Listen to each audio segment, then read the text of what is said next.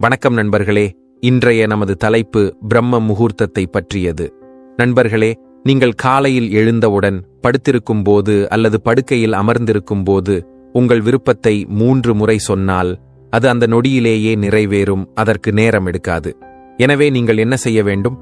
உங்கள் விருப்பம் எதுவாக இருந்தாலும், அது பொருள் சார்ந்த ஆசையாக இருந்தாலும், அது ஒரு உறவுக்கான விருப்பமாக இருந்தாலும், அல்லது வேறு எந்த விருப்பமாக இருந்தாலும், உலகில் உங்களுக்கு ஏதேனும் ஆசைகள் இருந்தாலும், அல்லது உங்கள் ஆன்மீக விருப்பங்களாக இருந்தாலும், அல்லது நீங்கள் ஆன்மீக மட்டத்தில் எங்காவது முன்னேற விரும்பினால், அல்லது அவற்றுடன் தொடர்புடைய எந்த விருப்பமாக இருந்தாலும், பிரம்ம முகூர்த்தத்தில் நீங்கள் அதை 3 முறை சொன்னால் அவை அனைத்தும் நிறைவேறும்.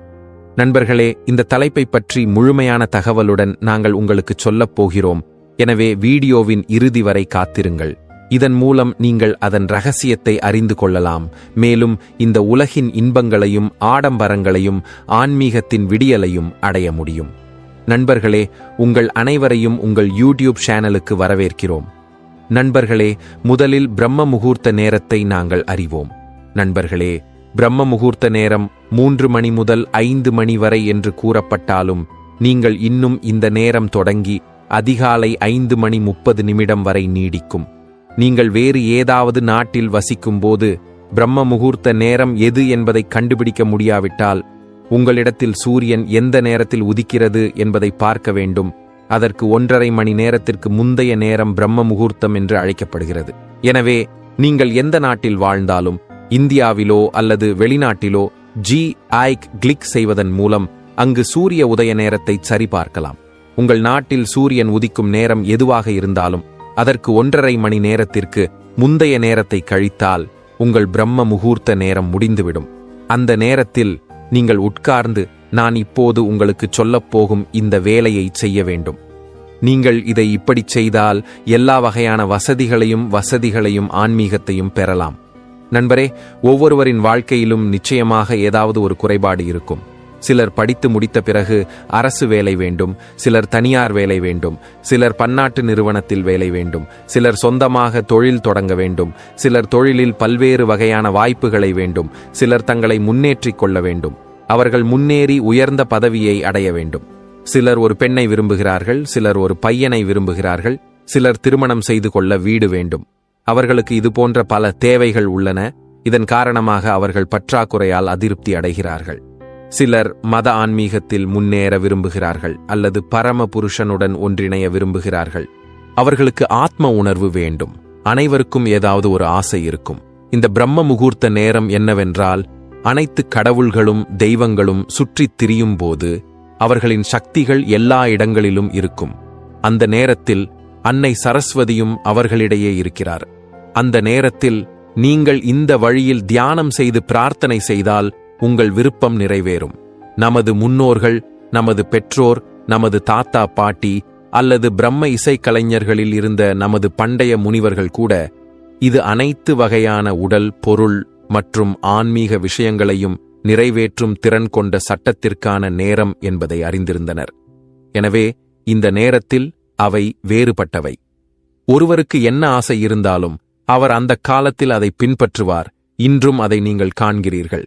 நீங்கள் நோய்வாய்ப்பட்டிருக்கும் போது மருத்துவர்களும் பெரியவர்களும் அனைவரையும் அதிகாலையில் எழுந்து உடற்பயிற்சி செய்து நடக்கச் சொல்கிறார்கள். ஏனெனில் பிரம்ம முகூர்த்தத்தின் போது காற்று நம் உடலுக்கு மிகவும் நன்மை பயக்கும்.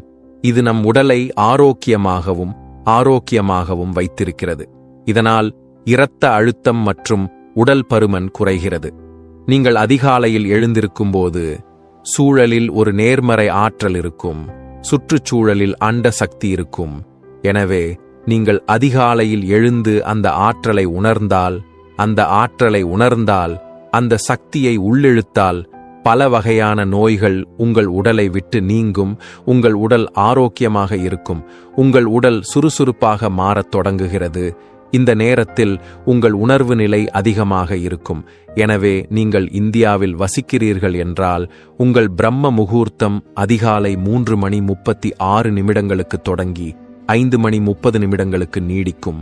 இந்த நேரத்தில் நீங்கள் எழுந்து உங்கள் படுக்கையில் உட்கார்ந்து அல்லது படுத்துக்கொள்ளுங்கள், அல்லது நீங்கள் அமைதியான இடத்தில் உட்கார்ந்து தியானம் செய்ய வேண்டும்.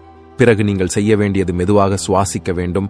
நீங்கள் வேகமாகவோ அல்லது மிக குறைவாகவோ சுவாசிக்க வேண்டியதில்லை. நீங்கள் லேசாக சுவாசிக்க வேண்டும். நீங்கள் லேசாக சுவாசிக்க வேண்டும். லேசாக சுவாசிக்க வேண்டும். அமைதியின் அனுபவம் உங்களுக்கு இயல்பாக இருக்க வேண்டும். அது வருவது போலவே இருக்க வேண்டும். அதை வேண்டுமென்றே மாற்ற முயற்சிக்காதீர்கள். நீங்கள் நம்பிக்கையுடன் மட்டுமே தியானிக்க வேண்டும். நீங்கள் எந்த நாம ஜபத்தை செய்ய வேண்டியிருந்தாலும் அதே வழியில் நாம ஜபம் செய்யுங்கள். தியானம் செய்யும்போது உங்கள் கவனம் முன் சக்கரத்தில் இருக்க வேண்டும். உங்கள் மூச்சை பார்த்து கொண்டே நாமத்தை ஜபிக்க வேண்டும். இறுதியில் அதை செய்யும் முறையையும் நாங்கள் உங்களுக்குச் சொல்வோம். இந்த நேரத்தில் நீங்கள் எழுந்தவுடன் உங்கள் உடல் நன்றாக இருப்பது மட்டுமல்லாமல் சுறுசுறுப்பாகவும் மாறும். இதனுடன் நீங்கள் இந்த ஜபம் அல்லது அஜப நாமத்தை ஜபிக்கும்போது உங்கள் மூலாதார சக்கரம் நடுவில் அமைந்து அதன் காரணமாக அதன் சித்தி ஏற்படத் தொடங்குகிறது. அதில் நீங்கள் லட்சுமியையும் அவர்களின் சித்திகளையும் பெறத் தொடங்குகிறீர்கள். இதன் காரணமாக உங்கள் பணப்பிரச்சனைகளும் தீர்க்கப்படுகின்றன. இதன் காரணமாக நீங்கள் கடனில் இருந்தால், உங்களுக்கு ஏதேனும் பிரச்சனை இருந்தால் அதுவும் தீரும். புதிய வேலைகள் மற்றும் புதிய தொழில்கள் கிடைக்கும். உங்கள் பணப்பிரச்சனைகளும் தீரும். நீங்கள் செய்ய வேண்டியது எல்லாம் இறைவனின் நாமத்தை உச்சரித்தால் நீங்கள் சித்தராக மாறுவீர்கள். நேர்மறை ஆற்றல் உங்களுக்குள் நுழையும். நீங்கள் எங்கு சென்றாலும் உங்கள் நேர்மறை ஆற்றலால் சூழலும் நேர்மறையாக மாறும். நீங்கள் எங்கு சென்று அமர்ந்தாலும் அவர்களும் நன்றாக உணருவார்கள். யாராவது நோய்வாய்ப்பட்டிருந்தால் இந்த நேரத்தில் இறைவனின் நாமத்தை உச்சரிப்பதன் மூலம் தண்ணீரை உற்சாகப்படுத்தி அதை மருந்தாக மாற்றலாம். இந்த உற்சாகமான தண்ணீரை நீங்கள் அவர்களுக்கு குடிக்க கொடுக்கலாம். நீங்கள் அதை நோயாளிக்கு கொடுத்தால் அவர்கள் நிறைய நிவாரணம் பெறுவார்கள்.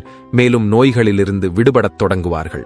அதற்காக நாங்கள் உங்களுக்கு சொல்வது போல் நீங்கள் தியானம் செய்ய வேண்டும். உங்கள் முன் ஒரு கிளாஸ் தண்ணீரை வைத்து தியானம் செய்யுங்கள். தியானம் செய்யும் போது சூரிய சக்தி உங்களை சுற்றி பாயும் போது அந்த சக்தி பாட்டிலில் உள்ள தண்ணீரையும் அடையும்.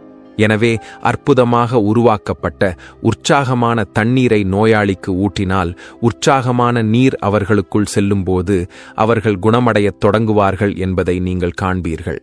நாமத்தை ஜபம் செய்வது பிராண ஜபம் என்றும் அழைக்கப்படுகிறது. இந்த ஜபம் ஆன்மாவின் நாமத்தை ஜபிப்பதன் மூலம் செய்யப்படுகிறது. இதற்கு உங்களுக்கு எந்த சடங்கும் தேவையில்லை. ஆனால் நீங்கள் எந்த மந்திரத்தையும் நிரூபிக்க விரும்பினால் அதற்கு ஒரு சடங்கு உள்ளது. நீங்கள் சரியான வழிபாட்டிற்கு அமர வேண்டும். அந்த இடம் தூய்மையாக இருக்க வேண்டும். தூபக் குச்சிகள் இருக்க வேண்டும். பின்னர் நீங்கள் மந்திரத்தை நிரூபிப்பீர்கள். ஆனால் நாம ஜபத்தில் நீங்கள் அப்படி எதுவும் செய்ய வேண்டியதில்லை. எனவே நண்பர்களே, நாம ஜபத்தில் உங்கள் விருப்பப்படி உங்கள் நாமத்தை ஜபிக்கலாம். அதற்காக உங்களுக்கு எந்த சிறப்பு சடங்கும் தேவையில்லை. நீங்கள் எங்கிருந்தாலும் உட்காரலாம். உங்களுக்கு தேவையான இடத்தில் உட்கார்ந்து செய்யலாம். நீங்கள் ஆசிரமத்தில் உட்காரத் தேவையில்லை. படுக்கையில் அமர்ந்திருக்கும் போது அதை செய்யலாம். எனவே முதலில் நீங்கள் ஒரு நாமத்தை ஜபிப்பதைக் கண்டீர்கள். உங்களுக்கு நம்பிக்கை உள்ள ஒன்றை தேர்ந்தெடுத்து கடவுள் மீது, குரு மீது அவரது சொந்த நாமத்தை ஜபிக்கவும், ராமின் நாமத்தை ஜபிக்கவும், சத் அணம் வாகே குருவின் நாமத்தை ஜபிக்கவும், ராதே கிருஷ்ணரின் நாமத்தை ஜபிக்கவும். உங்களுக்கு மிகவும் பிடித்தது எதுவோ அதை நீங்கள் செய்யலாம். ஆனால் அதன் முக்கிய விளைவு நமக்கு தெரியும். பெரும்பாலான சாதகர்களுக்கு ராம் என்ற பெயர் இருக்கிறது. எனவே எப்படி முதலில் அதை செய்யுங்கள், பின்னர் அதை செய்யுங்கள். 3 முறை என்ன திரும்பத் திரும்பச் சொல்ல வேண்டும் என்பதையும் நீங்கள் புரிந்து கொள்ள வேண்டும். முதலில் எப்படி தொடங்குவது? நீங்கள் எங்கு அமர்ந்திருந்தாலும் உங்கள் பெயரை 15 நிமிடங்கள் உச்சரித்து அந்த சக்தியை உங்கள் முன் வெளிப்படுத்த வேண்டும். அதை நீங்கள் உங்களுக்குள் கொண்டு வர வேண்டும். நீங்கள் அதை உணர வேண்டும்.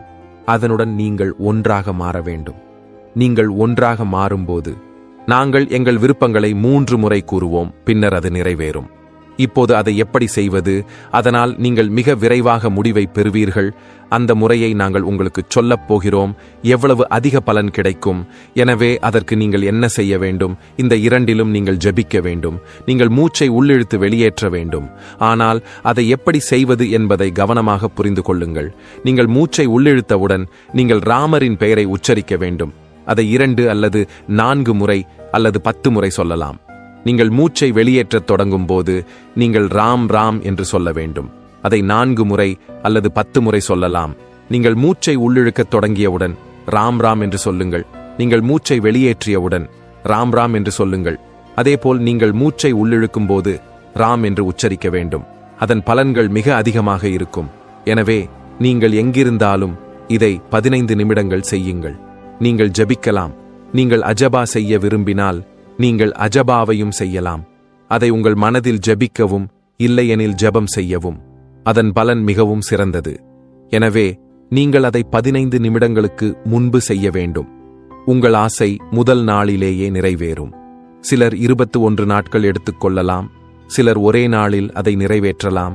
எனவே நீங்கள் அதை குறைந்தது 21 நாட்களுக்கு செய்ய வேண்டும். உங்கள் ஆசை பெரியதாக இருந்தால் அதற்கு 21 நாட்கள் ஆகலாம். திடீரென்று நீங்கள் அத்தகைய நபர்களை சந்திக்கலாம். இந்த நபர் உங்கள் விருப்பத்தை நிறைவேற்ற உங்களுக்கு நல்லது என்பதை நீங்கள் அங்கீகரிக்க வேண்டும். இந்த நபர் அந்த வேலைக்கு ஒரு சமிக்ஞையை உங்களுக்கு வழங்குகிறார். அதை நீங்கள் அங்கீகரிக்க வேண்டும். நீங்கள் அதை 15 நிமிடங்கள் தியானித்தவுடன் அதை 30 நிமிடங்களுக்கு நீட்டிக்கலாம். இந்த தியானத்தின் மூலம் நீங்கள் அந்த கடவுளுடன் ஆற்றலுடன் ஒன்றாகி விடுவீர்கள். பின்னர் நீங்கள் உங்கள் விருப்பத்தை வெளிப்படுத்த வேண்டும். நீங்கள் எதை வேண்டுமானாலும் அதை 3 முறை சொல்ல வேண்டும். பின்னர் உங்கள் பிரார்த்தனை உடனடியாக கடவுளை அடையும் என்பதையும் இந்த முழு பிரபஞ்சமும் அவருக்கு சொந்தமானது என்பதையும் நீங்கள் பார்க்க வேண்டும். அவர் எல்லாவற்றையும் படைத்துள்ளார். எனவே நீங்கள் அவரிடம் மட்டுமே கேட்டிருக்கிறீர்கள். அவருக்காக உங்களால் எதுவும் செய்ய முடியாவிட்டால் அவர் இல்லை. அவர் கொடுப்பவர். அவர் அனைவருக்கும் கொடுத்துள்ளார். அவர் முழு படைப்பையும் படைத்துள்ளார். அதிலிருந்து உங்களுக்கு ஒரு சிறிய பகுதி தேவை. அவர் உடனடியாக உங்கள் விருப்பத்தை நிறைவேற்றுவார்.